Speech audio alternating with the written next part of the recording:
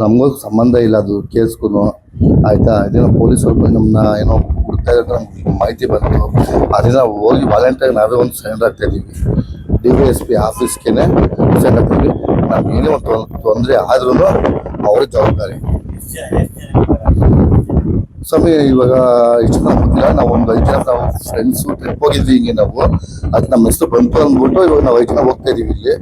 ಆಯಿತಾ, ಅವ್ರಿಗೇನೋ ಮಾಹಿತಿ ಬೇಕು ಅಂತ ಹೇಳ್ತಾ ಇದಾರಂತೆ. ಬಟ್ ನಮ್ಗೇನೋ ಒಂದು ತೊಂದರೆ ಆದ್ರೂ DYSP ಅವರು ಕಾರಣ, ಹಾಸನ್ DYSP ಅವರು ಕಾರಣ. ನಮ್ಮದು ಬೆಂಗಳೂರು ಸ್ವಾಮಿ, JP ನಗರ್. ನಾನು ಫಸ್ಟ್ ಮಾಡ್ತಾಯಿದ್ದು ಬಾರ್ ಬೆಂಡಿಂಗು, ಇವಾಗ ಬಂದು ಡ್ರೈವಿಂಗ್ ಮಾಡ್ತಿದ್ದೆ. ಅಂದರೆ ನಮ್ಮ ತಾಯಿ ಸತ್ತ ಮೇಲಿಂದ ನಾನು ನಮ್ಮ ತಂಗಿ ಮನೇಲಿದ್ದೆ ನಾನು. ಅದರಿಂದ ಸ್ವಲ್ಪ ನನಗೆ ಪ್ರಾಣ. ಇಲ್ಲ ಸ್ವಾಮಿ, ನಮ್ಗೆ ಗೊತ್ತಿಲ್ಲ ಅವೆಲ್ಲ, ಗೊತ್ತಿಲ್ಲ ಸ್ವಾಮಿ. ಅದೇನೋ ಬೆಂಗಳೂರವರು ನಾವೆಲ್ಲ ಬಂದು ಒಂದೇ ಏರಿದವ್ರು ಅಂದ್ಬಿಟ್ಟು ಈ ಥರ ಏನೋ ಹೇಳ್ತಾ ಇದ್ದಾರೆ. ಆಯಿತಾ, ನಾವು ಫಸ್ಟು ಅಲ್ಲೇ ಇದ್ದಿದ್ದು ನಾನು ಅವಾಗ. ಅದರಿಂದ ಅವರು ಏನೋ ನಮ್ಮ ಮೇಲೆ ಡೌಟ್ ಪಟ್ಟಿದ್ದಾರಂತೆ ಅವರು, ನನ್ನ ಮೇಲೆ, ನಮ್ಮ ಫ್ರೆಂಡ್ಸ್ ಮೇಲೆ, ಆ ಥರ. ಇಲ್ಲ ಸ್ವಾಮಿ, ನಮಗೂ ಅದಕ್ಕೆ ಸಂಬಂಧ ಇಲ್ಲ ಸ್ವಾಮಿ. ಅದು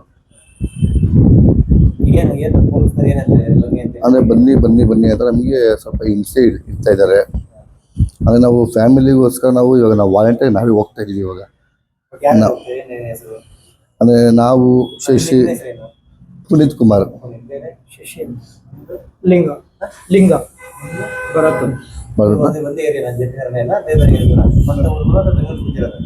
ಇಲ್ಲ ಸರ್, ಬೇರೆ ಇರೋದು ಹಂಗೆ ಚೈನ್ ಲಿಂಕ್.